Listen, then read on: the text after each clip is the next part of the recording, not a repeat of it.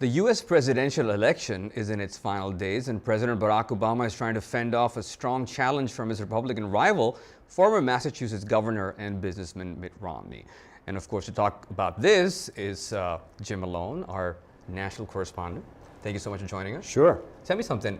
Everyone knows that the East Coast was hit by Sandy. How did that affect campaign trail? We don't know yet. The president put off campaigning for a few days. It was allowing him to present himself as commander-in-chief in charge of the disaster relief. That could be a good thing.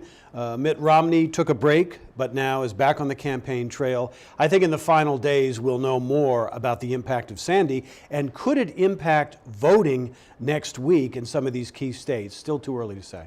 Okay, I know it's going to be a short time, but can you explain the U.S. electoral system to our audience, please? Sure. You know, we have a national vote, right? But that doesn't really get you elected.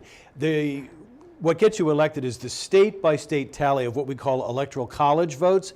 Each state has a certain number of electoral votes based on population, and whoever gets to a majority, 270 out of 538, is elected. Most of the states are sort of spoken for. They lean toward one candidate or the other. That's why we're focusing on about 9 what we call battleground states where the outcome is up in the air. So the actual vote count is less important than the states that win. Yeah, we've had people who have won the presidency without winning the national vote count because they won in the electoral college tally. Okay, 1992, Bill Clinton's slogan was, "It's the economy, stupid." Yeah. Do you think this is still active for this? It is, especially for the Romney campaign. They do want to make this about the economy, but President Obama wants to make it more about Mitt Romney and making the argument, do you really want to go back to the Bush years? That's what he's trying to say to the voters. Look, it's a very tight race at the moment. It's going to come down to a small group of undecided voters. Both campaigns are furiously trying to win them over, and the economy is a big part of that.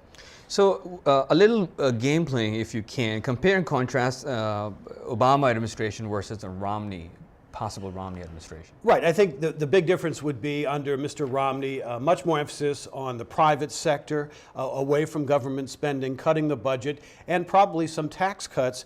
As for President Obama, he'll be faced with a challenge of how does he get along with Republicans in Congress, assuming that they still have a strong role to play in a second term.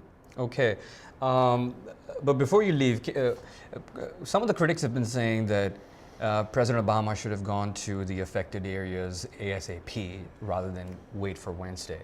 Would you agree with that? No, I think he's generally getting good reviews on how he's been handling the situation after Hurricane Sandy. As I say, the proof will be in the final election results. We'll have a better idea exactly what impact this October surprise storm had on our election.